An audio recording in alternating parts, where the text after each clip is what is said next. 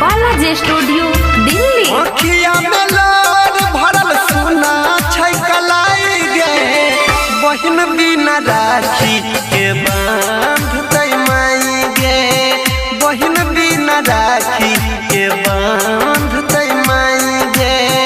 मोनिया उदास हमर कुछो नहीं पुराई गे, बहिन बिना राखी के बांध दे माई गे, बहिन बिना राखी के बांध दे माई गे।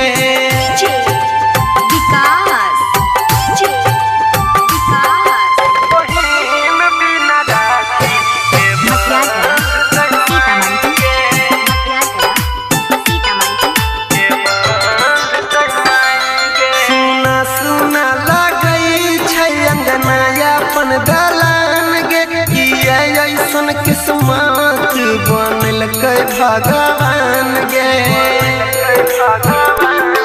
सुना सुना लगई छै अंगना अपन दलान गे, किया ऐसन किस्मत बनल कै भगवान गे।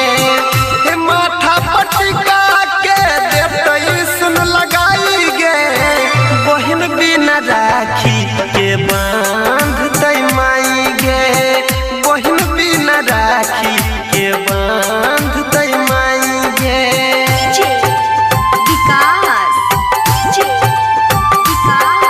बहिन बिना राखी के बांध दे माई गे, के बांध दे माई गे। राखी के डोर नहीं तो कमजोर रही जाइते, भैया भैया कही के हमरा के बोलाइते, हमरा के बोलाइते। राखी के डोर नहीं तो कमजोर रही जाइते, भैया भैया कही के हमरा के बोलाइते।